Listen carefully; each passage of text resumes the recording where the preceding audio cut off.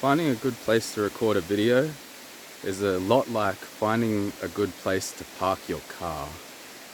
And I find this metaphor hilarious because same as if I'm trying to park my car, if I go to a beautiful place that everybody's interested in, like beautiful waterfall or something like that, there won't be many places to park my car. If I want to go to a place where there's plenty of places to park my car, it's probably not going to be that epic. And right now what I'm doing, to extend that metaphor even further, is if I just walk around, it's like I'll just drive around the beautiful place and I won't park. I'll just take in the scenery while I'm moving through it. And then let's extend the metaphor again. Some people, they'll just take the handicap space. Like the metaphor for that is like you just walk into a beautiful place.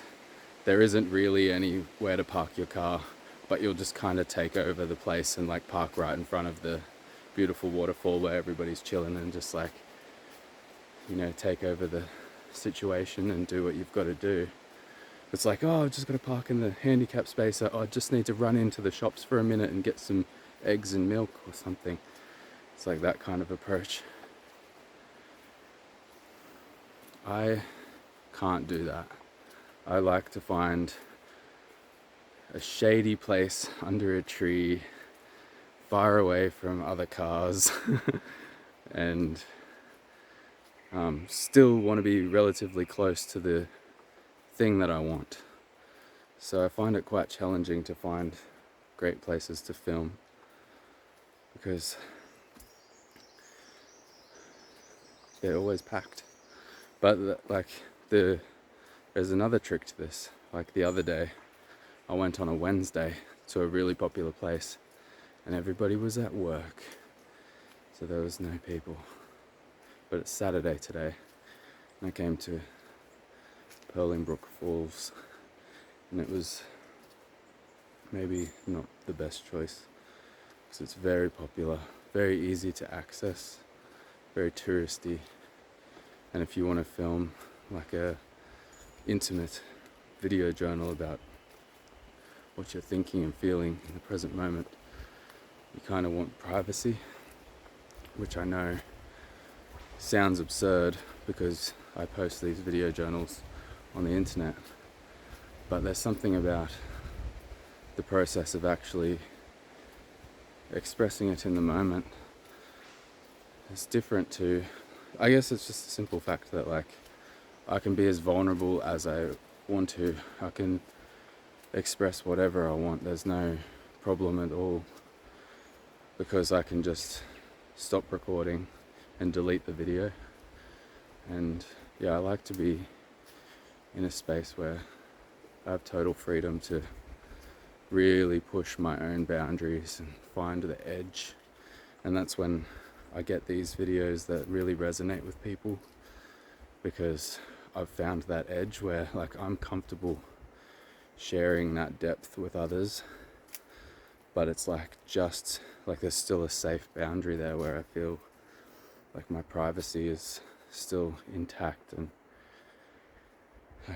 that's why I use metaphors so much as well, because it's a great way to like de-identify everything, like characters in the story or even experiences that you've had. You can like kind of draw a metaphor, a picture for people that's made of metaphors, and they can understand a little bit of what's going on with you, but you didn't actually give them any personal information.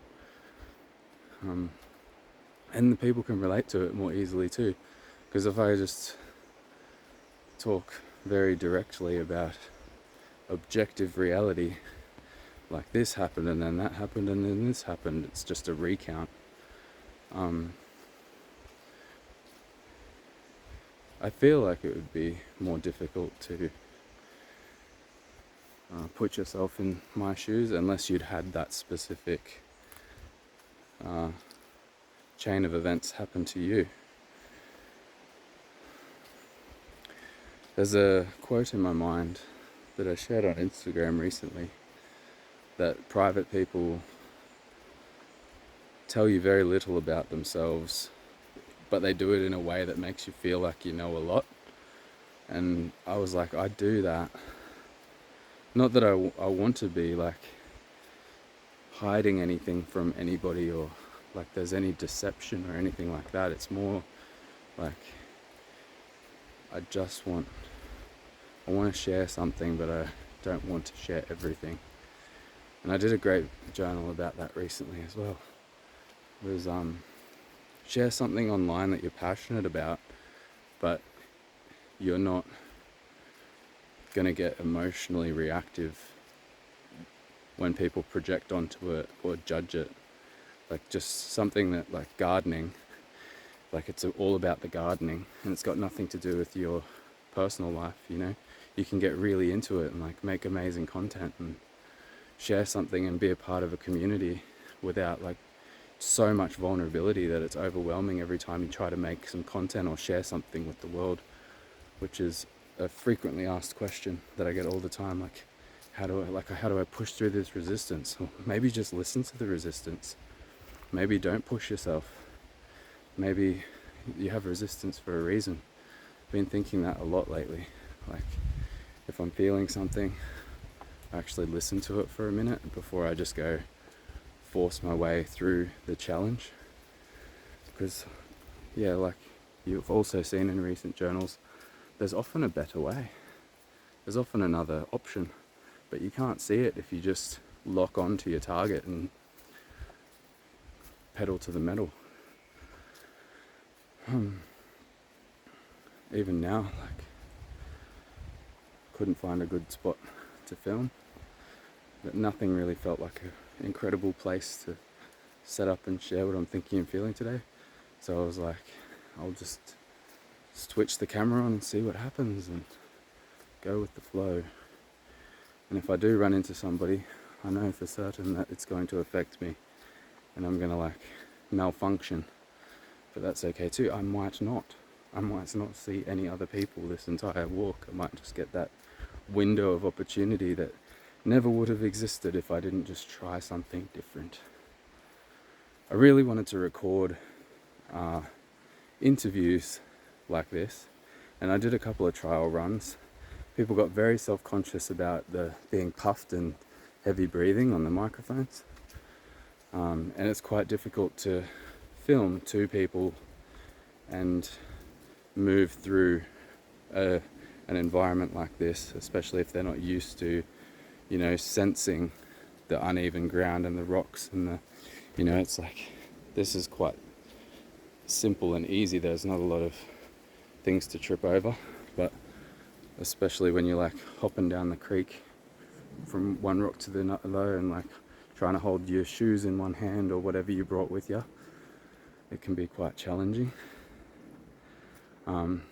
But I haven't actually tried it with the new wireless mics yet, where we can be as far away from each other as we want, pretty much. Like, we're never going to go out of range, and the camera can be as far away as it wants as well.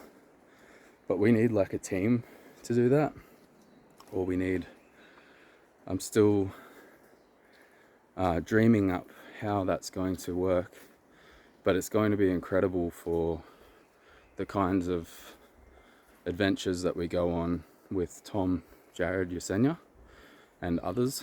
Matthias sometimes pops in for a little bit of a quest, because that's not going away. Like, I can't wait to find time to do a bit more of that again. But yeah, it's just a matter of focusing on what we can control at the moment. And I've just been pouring myself into like study, work, finance. Like, I've been really like getting into the finances. I've talked about it a little bit in the journals. Like, I want to be financially free. I'm getting so serious about it. And surprisingly enough, like getting in a lot of arguments about it, because like family and friends and stuff, they all run the same programs of like buy a house and do it the way that your parents did it, or just, you know, there's no creativity in the way that people think about finance and investing. They have their the things that they've heard for their whole lives growing up, and they've just locked that in and that's all they know. And just like what I said earlier, there's a better way. There are heaps of better ways. There are thousands of ways to invest that are better than the status quo program. So I'm learning about all that stuff, and my brother was like, you should speak to such and such because he owns a lot of property. And I was like, yeah, but like he's in so much debt and he's working ridiculous hours, and it's like such a fragile financial setup. Like if anything goes wrong, he'll lose everything. Like I'm like, I don't think he's good at investing. That's not what I want to do. I don't want to entrap myself like that. And like, yeah, it's just interesting. Like I'm not trying to become a millionaire. I'm trying to become free. You don't need much money.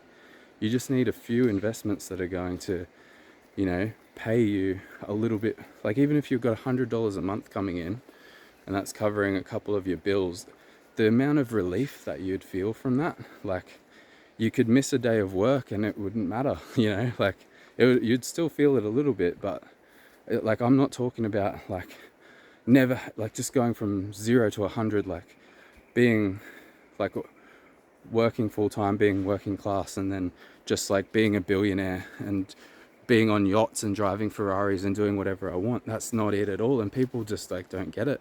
It's more like I just want to go from like working 5 days a week, which I'm actually working like 7 days a week at the moment, to working like 4 days a week and still keeping the income up through the investing that I'm doing, and then 3 days a week and then 2 days a week. And like, you know, if it takes 10 years, 15 years, I'll still be young relatively compared to everybody else who's like done it the way that they were told to do it and got in like a huge like lifelong entrapment with the bank and got a home loan and credit cards and all that.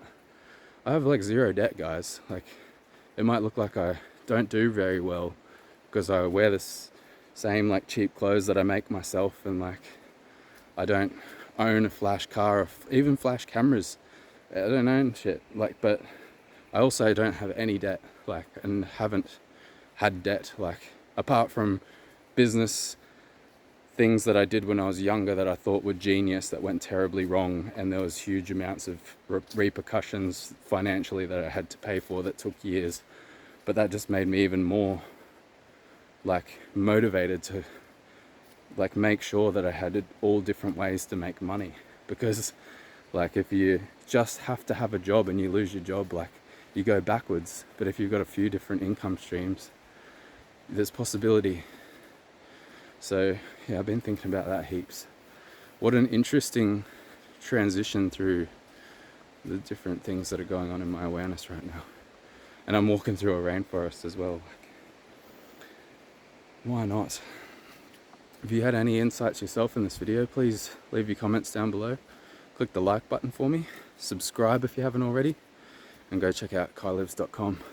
And also don't forget to pass stuff on to other people you know who may benefit from like a particular insight, or like they're struggling with something and I'm struggling with it at the same time, and you know that like just a little bit of like, oh, you're not the only one, can sometimes be good too. Hey, thanks for watching.